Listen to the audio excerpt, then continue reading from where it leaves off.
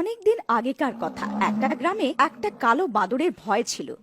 ওই বাদর রাত হলেই গ্রামে আসতো, আর যে কোনো লোক নিজের ঘরের ছাদে শুয়ে থাকতো ও ওই লোকটাকে আছড়ে দিয়ে ওখান থেকে পালিয়ে যেত।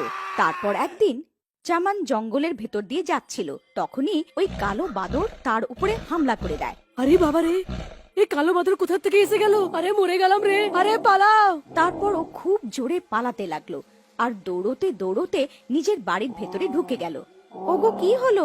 তুমি এত ভয় পেয়ে গেছো কেন? কি হলো, তুমি পালাচ্ছিলে কেন? আর কি বলবো, আজ তো আমি খুব জোর বেঁচে গেছি। আজ আমার মুখোমুখি ওই কালো বাদরের সাথে হয়ে গেছিল।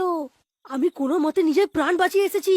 তুমি তাড়াতাড়ি দরজাটা বন্ধ করে দাও, দেখো যেন ওই কালো বাদর এখানে না এসে যায়। তারপর ওর বউ যায় আর সব দরজা জানলা বন্ধ করে দেয়।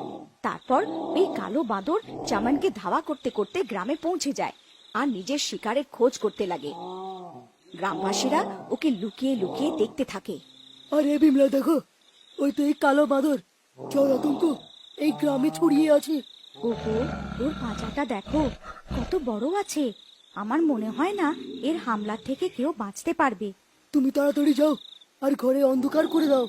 যদি ওর নজর আমাদের উপরে পড়ে যায় তাহলে ও আমাদের জ্যান্ত ছাড়বে না। তারপর ওর বউ তাড়াতাড়ি যায় আর সারা ঘরের সব বাতি নিভিয়ে দেয়, আর ওরা ওকে লুকিয়ে লুকিয়ে দেখতে থাকে।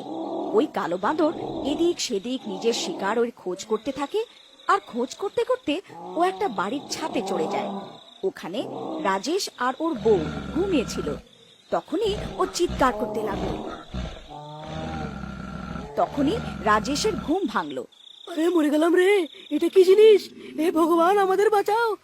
আরে ভগবান, তাড়াতাড়ি ওঠো, দেখো তোমার বাপের বাড়ি থেকে কেউ দেখা করতে এসেছে। তখনই ওর বউয়ের ঘুম ভেঙে যায়। ওই কালো বাঁদরটাকে নিজের সামনে দেখে চমকে উঠে যায়।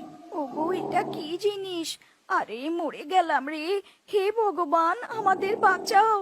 তখনই ওই কালো বাঁদরটা জোরে জোরে চিৎকার করতে লাগলো।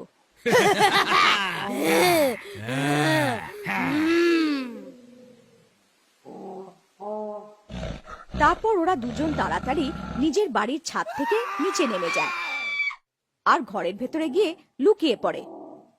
আজ তো কোনো মতেই বেঁচে গেলাম। আমি তোমাকে বলেছিলাম না, এই গ্রামে কালো বাঁদরের আতঙ্ক আছে। আমাদের ছাদে শোয়া উচিত না। তুমি ঠিক বলছিলে, আমার তোমার কথা মেনে নেওয়া উচিত ছিল। তারপরের দিন সকাল হওয়ার পর, ভাই চমন, গতকাল আমি আর আমার বউ জোর বেঁচে গেছি। ওই কালো বাঁদর আমাদের উপরে হামলা করে দিয়েছিল। আমরা দুজন কোনো মতে ওখান থেকে প্রাণ বাঁচিয়ে পালিয়েছি।